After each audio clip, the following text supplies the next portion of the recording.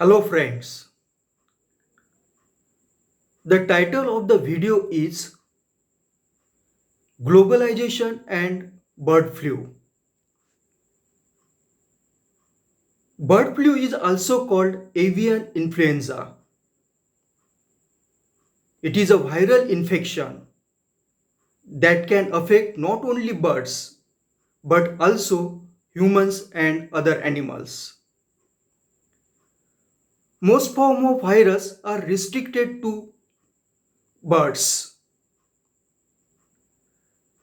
H5N1 is most common form of bird flu. It originated in China in 2004. In this video, we will try to understand the relation between globalization and emergence of bird flu in China. Globalization was embraced by China from 1980s onwards. By 1980s, most of the Chinese population was poor.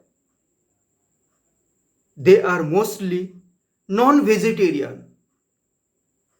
They used to enjoy the chicken once a month. So, there was a limited demand of poultry or chicken from the Chinese population. As demand was limited, the poultry industry was also household activity. From 2000 onwards, there was increased economic prosperity in Chinese population. The increased economic prosperity had changed the food habits of Chinese people. Some years back, most of the Chinese population could not afford the chicken, so they were taking it once or twice in a month. Now, the people were consuming chicken twice or thrice in a week. Because of this, there was spurt in the demand of poultry or chicken. As demand was increased, the poultry, which was initially an individual household activity, now took the form of industry.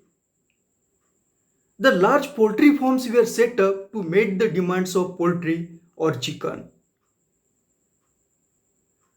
These large poultry did not pay proper attention to the hygiene and sanitation. Lack of hygiene and sanitation led to the eruption of disease like avian influenza. The process of globalization was intensified from 2000 onwards. So, the bird flu or avian influenza, which was erupted in the poultry farms, speedily spread from China to other parts of the world.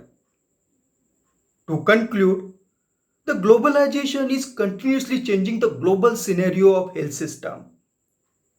The health services are becoming more and more expensive, which are now not affordable to the common man. Thank you for watching my video.